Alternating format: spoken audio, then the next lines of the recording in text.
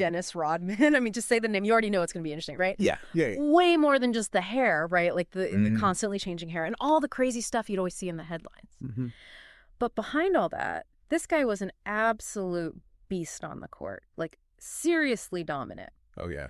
And that's what we're diving into today. We got this really detailed report, really gets into like what made this guy so fascinating. Yeah. And why people are still talking about him, debating about him, you know. For sure. So we're going to try to zero in, laser focus on the most important stuff.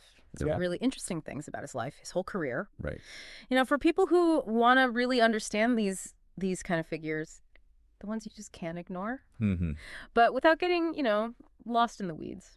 That's what we're doing here. Absolutely. Huh? I think what's so interesting right off the bat is that this report, it doesn't just jump into the NBA stuff. It really lays the groundwork. Like, paints a picture of his early life. Dennis Rodman did not have some, like, you know, typical easy path to stardom. Right. Born in Trenton, New Jersey. Okay. And the report uses these very specific phrases, you know. It says humble beginnings and even instability marked his early years. And I think you got to understand that. Yeah. To really grasp how different his journey was. It's so true. And you said it, like, he wasn't some prodigy, not like some kids where it's like, oh, he was destined for the NBA since, you know, Yeah. he was 5 years old.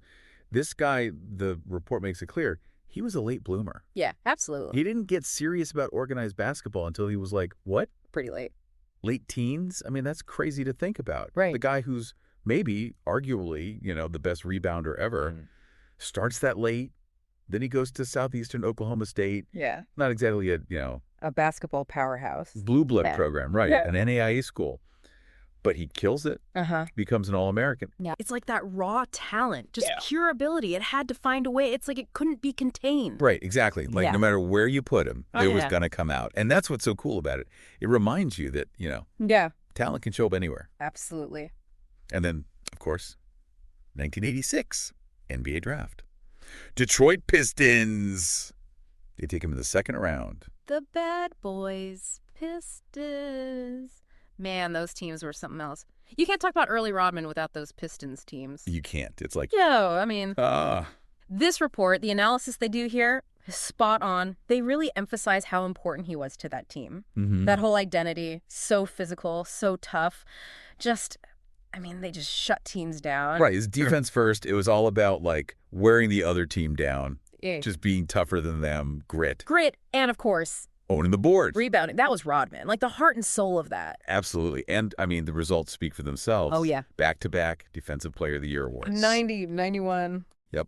And then you add in those 2 NBA championships. 89, 90. With the Pistons. I mean, that's a statement. That's how you start your career. Right. It's like, hey... I'm here. This is what I do. Mm-hmm. Okay, so then he gets traded to San Antonio. And here's where it gets really, really interesting. Yeah. Because he keeps dominating the boards. Actually, this report points out he led the whole league in rebounding while he was with the Spurs. Yep. Still that core strength. Like nobody could touch him. But, and this is key, the report says, quote, his eccentric behavior and off-court antics became more prominent. Mm-hmm. Like, it's not just the basketball player anymore. Well, right. It's like we're starting to see the full, like, unleashed Dennis Rodman. The unfiltered version. Yeah. It's a fascinating shift in the narrative. Yeah. Like, his game is still there. That incredible rebounding. It's almost like supernatural. Right. But the story is becoming much bigger. Right. The flamboyant style, the controversies that would become, you know, a big part of his whole image. Persona. It starts in San Antonio. And then Chicago. I mean, come on, joining Jordan and Tippin, that's like, I don't even know. Talk about a power move. This report calls them a formidable trio. And I mean, how can you argue with that? Yeah, no kidding. But here's what's so interesting to me. He fit in perfectly with a team that was already, like, legendary. Right. He wasn't there to be the main scorer. He knew his role. The report even says it specifically, rebounding and defense. Yeah. And he was absolutely crucial to that second three-peat. Absolutely. 3 more championships. That's cementing your legacy right there. No question. And I think it says something about, you know, what? Like his self-awareness, his understanding of his own strengths on a team with maybe the best pure scorer ever. Right.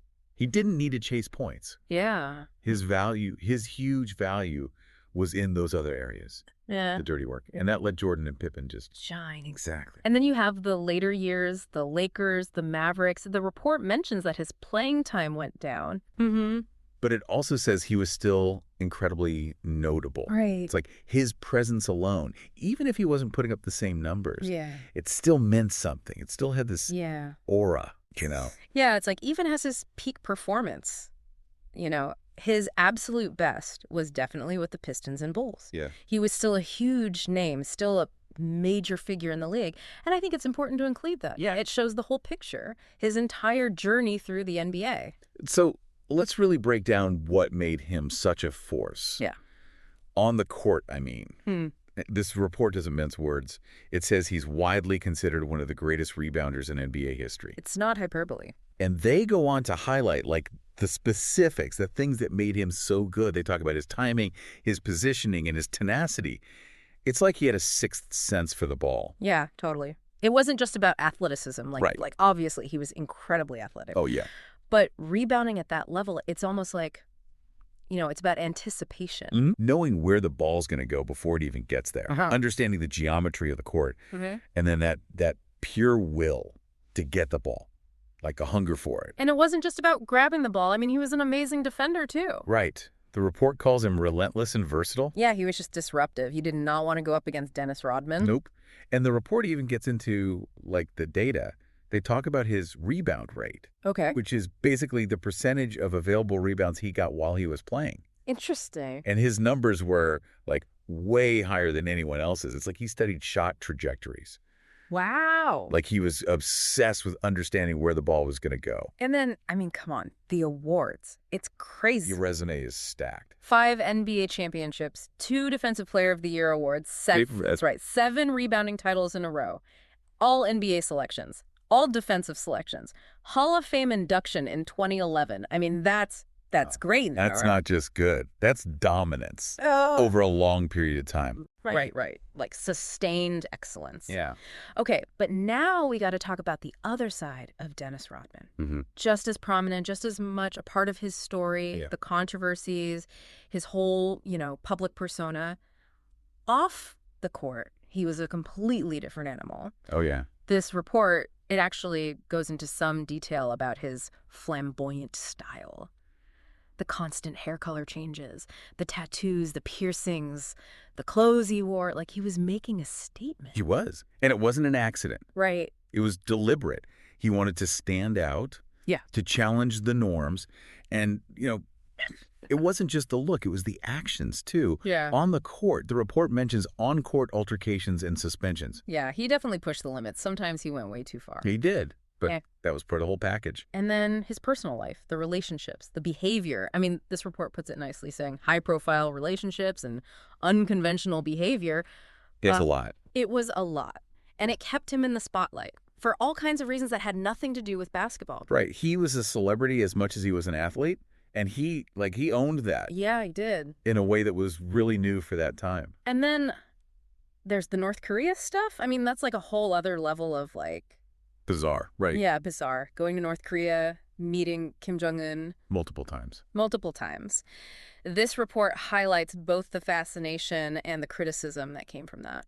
It's a part of his story that's just, there's nothing else like it. Yeah, you don't see other athletes doing that kind of thing. It raises all these questions about, About what? Like the role of athletes in politics. Yeah. In international relations, even if it's totally unconventional. Right. Okay, so there's one more thing we have to address. It's important. Yeah. This report mentions this recent death hoax. So for anyone listening, just so you know, those stories that were going around online saying that Dennis Rodman had died. Completely false. Totally false. We have confirmation that it was a hoax. It started on social media. Yeah. Early April 2025. Yeah. And of course it spread like wildfire, unfortunately. But the good news is Dennis Rodman himself has said publicly that he is alive and well. Yep. Put out a statement, shut it down. And this report, it makes a really good point about this whole thing. Yeah. It says this is a perfect example of the dangers of misinformation. Absolutely. And how crucial it is to check your sources, Make sure you're getting information from somewhere reliable. Especially these days. Especially these days, yeah. It's a good reminder for everyone. So, okay, we've covered a lot here. What's the takeaway? What's the lasting impression? This report, it says that Dennis Rodman's legacy is complex and multifaceted. And that's a great way to put it. Yeah. Like, on one hand, he's one of the most dominant players ever. Right. Rebounding, defense, no one can argue with that. Right. But then you have the other side. The personality, the controversies. The report says that's what made him a cultural icon. It's that combination. The talent and the, The wildness. Yeah, the wildness. That's what makes him so fascinating, still to this day. He was totally unique, didn't follow the rules. And this report's conclusion, I think it nails it. They say he remains a figure of fascination and debate, reflecting this tension between, Between what? like being amazing at what you do and being totally yourself, even if it makes people uncomfortable. Yeah, exactly. Right. Like athletic excellence versus individual expression. Right. Powerful stuff. So there you have it. A deep dive into Dennis Rodman, based on this report, which was awesome, by the way. Mm-hmm. And it makes you think, right? Like, when you consider everything, the basketball, the off-court stuff, what do you think is the most lasting part of his impact? Yeah. On basketball, on culture, on everything. I mean, for me, it's that constant, like, back and forth between dominance and just, I don't even know the word, defiance, maybe? Yeah. Like, he was so good, but he also just did whatever he wanted. And that's what makes him so interesting. Absolutely. It makes him someone we're still talking about. So that's Dennis Rodman. And, with a figure like this, there's always more to discover, always more layers to uncover. For sure. It's like, you can keep digging, There's always something else there. Always. And that's what makes it fun. Today is your lucky day. Today is the day that our $3 website works for you, paying you directly to your PayPal daily. Imagine $3 ongoing continuous payments to your PayPal account. Imagine falling asleep and waking up to $300 in your PayPal account. How would this make you feel? How could this help you? What bills could you pay? What kind of fun could you have? What does that retirement look like now? All for a one-time payment of $3. This website is DFY done for you, fully built and completely hosted, and never stops collecting payments for you. You have spent $3 on coffee on a regular, but that coffee won't help you create multiple streams of income. Click the link below.